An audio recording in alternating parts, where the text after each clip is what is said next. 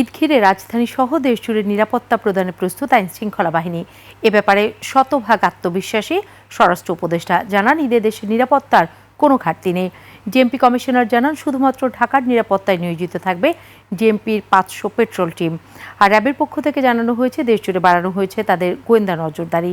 রাজধানীর জাতীয় ঈদগাহ ময়দান পরিদর্শন শেষে সব কথা জানান তারা। মোহাম্মদ হানিফের ক্যামেরায় বিস্তারিত জানাচ্ছেন মাহতাব মিনহাজ।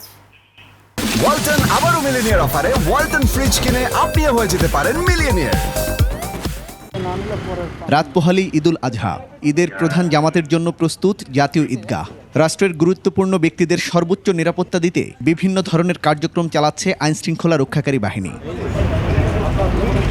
ধর্মীয় ভাব গাম্ভীর্য ও ব্যাপক সকালে জাতীয় ঈদগাহর প্রস্তুতি ঘুরে দেখেন ডিএমপি কমিশনার। পরিদর্শন শেষে সাংবাদিকদের জানান, ঈদের জামাতকে কেন্দ্র করে কোনো নিরাপত্তা ঝুঁকি নেই।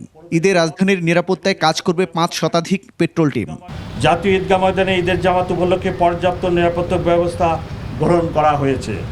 জাতীয় ঈদগাহ ময়দান ও আশেপাশের এলাকায় ইতিমধ্যেই সিসি ক্যামেরা স্থাপন করা হয়েছে এবং ঈদগাহ ময়দানে স্থাপিত অস্থায়ী পুলিশ কন্ট্রোল রুম থেকে নিরাপত্তা ব্যবস্থা সার্বক্ষণিকভাবে পর্যবেক্ষণ করা হচ্ছে।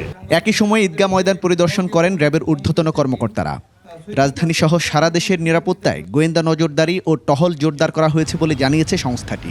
সার্বিক নিরাপত্তা নিশ্চিত করতে র্যাব দেশব্যাপী গোয়েন্দা নজরদারি বৃদ্ধি করেছে। র্যাব পুলিশের পরিদর্শন শেষ হলে নিরাপত্তা ব্যবস্থার সবশেষ পরিস্থিতি দেখতে পরিদর্শন করেন স্বরাষ্ট্র উপদেষ্টা।